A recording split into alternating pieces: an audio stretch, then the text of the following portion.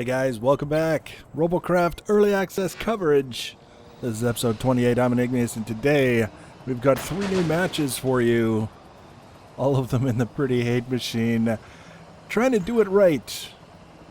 The theme that we're going with is matches that mostly turned out right, even if we lost. To kind of set an example. What does it look like when things happen the way they're supposed to happen? This is, of course, one of my favorite maps.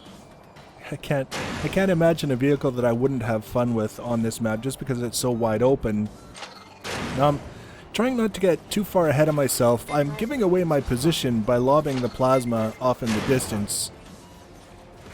But it's, in a way, if it's done properly, maybe, possibly, it's almost like using the laser designator on a rail cannon to deter people from advancing too quickly.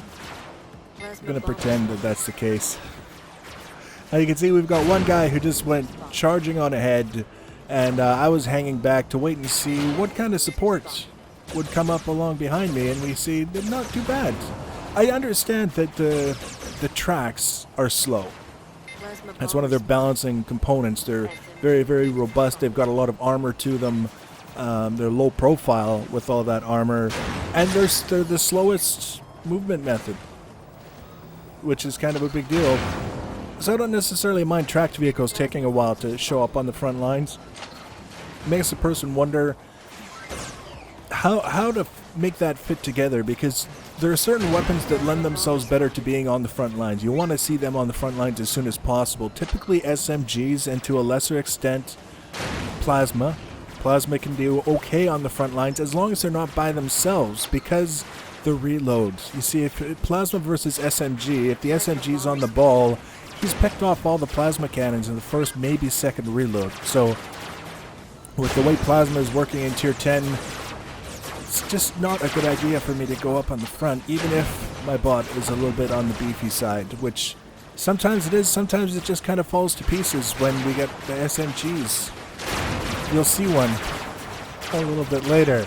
But you can see now, you know, I'm just filling time, letting you guys watch things unfold. There's not much to be said about a push around the outside, but what's going to happen is that all the other guys you can see off on the left there, at some point are going to start pushing forward towards the enemy circle, and then we're going to have all these guys down here sort of caught in a bit of a situation, and it's a very, very bad situation for them.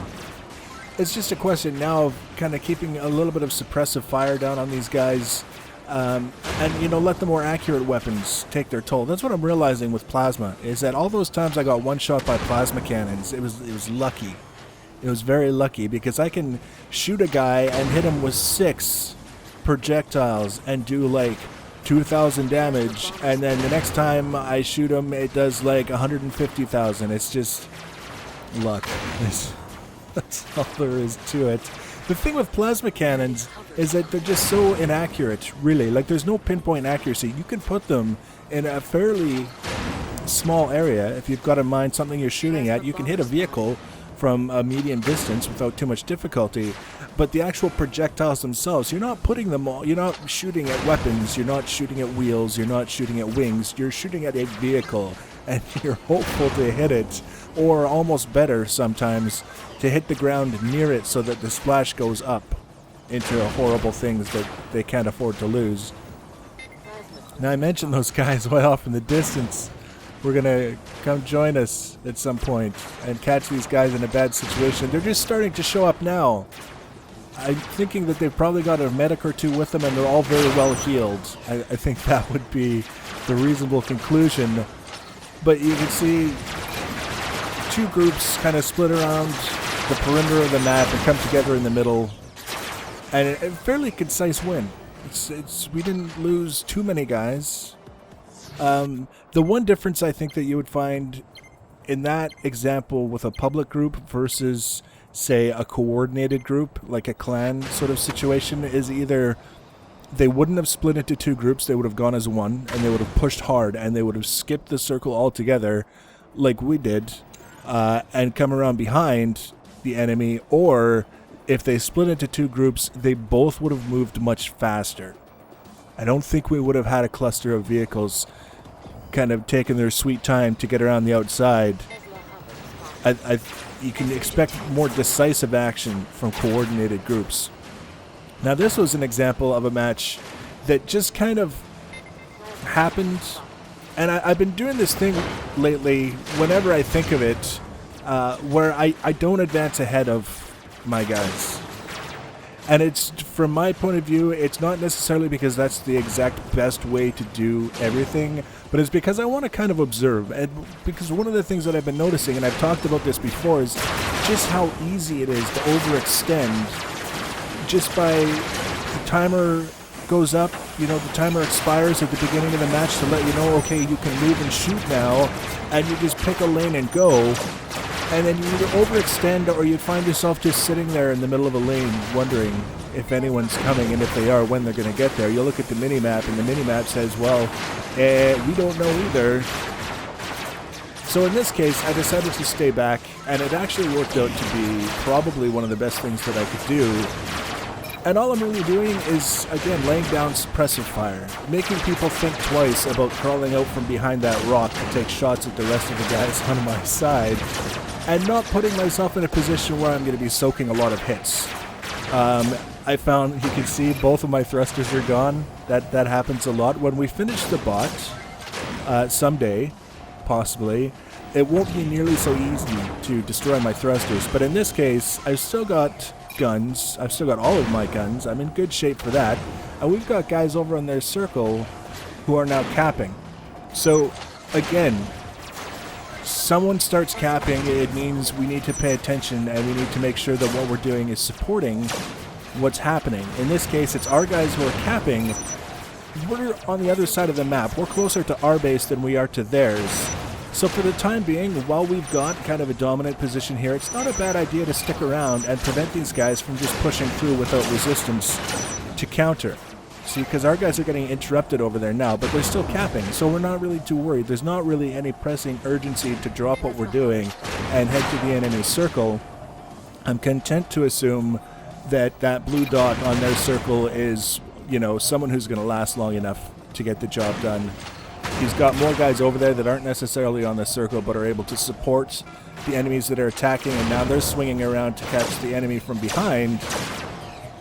So we basically, we put ourselves in a position where it made sense to stay where we were, but not because we weren't thinking about anything else. It's not because we were tunnel visioned. It's not because we were just blasting the enemy without caring. It's because we took stock of what was happening and made an actual conscious decision that what we're doing here is providing some benefit in the form of preventing the enemy from pushing through and counter capping, so that if they aren't getting interrupted regularly over there until they get the situation sorted out, we've got time. We're not being pressured by the enemy who's capping ahead of us. It's just that whole simple thing that gets all the strategy in it is the capping situation. What happens when you start capping, what happens when the enemy starts capping, and why usually is what makes a difference between winning and losing, and how people react in those situations. In this case, this one's kind of the knockdown, drag out. Realized probably a little bit too late that things weren't going the way I thought they would. The enemy kind of bunched up in that little valley down there, as they're apt to do. If we were to take a really close look, we'd probably see some medics down there. We got a medic behind me, which is always kind of nice. So again, we're going to keep up the suppressive fire. We're not going to really give them an opportunity to feel comfortable where they are. Just keep that pressure on, so they always have to think about something other than what's directly in front of them. And at the same time, keeping my eyes open for other things that might be emerging as a priority that caused me to switch. Remember, this is a relatively fast vehicle, as vehicles go. I kind of feel like I want to put more thrusters on it, but you know, for the time being, we've got our hands full just getting the stuff on it that we want. And look at the enemy, it's just all clustered together. But they're not effective. They're not effective offensively because there's one SMG in the front who's just shooting down the tunnel at whoever he happens to hit with the spray and pray, and then all these other guys behind him are just kind of like, whatever. You can see now down on the left, the one guy just kind of went out of sight there. He's going to do a little bit of sneaky if he gets the opportunity, but we saw him. And we also heard behind us. That's important. People say a lot that they play with the game sound turned off. I don't necessarily know that that's the best idea. If you're playing to win. If you're just playing to chill out, then, whatever. But if you're actually trying to win, it's helpful to be able to hear things in the sense of things that are going on behind him. That railgun just really wanted to hit me at least once. He just blasted his full load, and I think he did just hit me once, which wasn't a lot. But now you see, we just started to cap, but the enemies started to cap as well, and they're ahead of us. These guys have decided that, you know what, they're going to bugger off and try and interrupt our cap. And now me and the Zippy bot, we're going to head down here.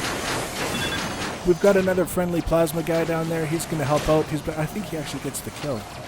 So it's not like I'm the only person coming down here to try and do anything, but I did manage to squeeze the kill shot in a rather glorious fashion. He ate that one, all of it. So now, there's no enemy vehicles anywhere nearby that appear as though they're in a position to be capping. We can turn around, we can head back the other way. We're not in a bad position. We've got a few more kills than they do. We're a little bit dominant in that category. We've already got 2 segments locked in. We only need 2 more if that's how we wanted to win this. Things are looking good. And it's just because just kind of keeping an eye out for one doing things right from the beginning as best I can. Not talking about the term, just the team, just talking about me, not overextending, not extending beyond the people who should be on the front lines. And not ignoring what's going on because there's this huge cluster of enemy bots that's so much fun to blast plasma all over. Turns out to be kind of a good way to look at things. Very, very helpful. And, then we get the matches where we lose like 5 or 6 in a row, and it's because this stuff doesn't happen. Because the enemy just kind of steamrolls over a bunch of guys and really awful bots with really awful strategies. I like these matches better. So I'll let you watch the rest of this one. Next episode, I kind of started working on a tier 8 bot. Tier 8 is where we need to start farming up the tech points to unlock the Tesla blades. But it didn't quite work out. We might do a bit of a bloopers thing, and then we'll take a look at that bot, or we'll do some more match footage. Whatever's ready for the next episode, that's what we'll do. But there is a new bot in the works that will be showing you block by block, and hopefully it'll be not too awful. We'll get us some tier 8 tech points. As always, if you want to be notified when I add those videos, you can subscribe to my channel and or follow me on the social media. Social media links are in the information box below the video. Please do leave your comments and feedback. As always, thanks for watching, guys, and take care.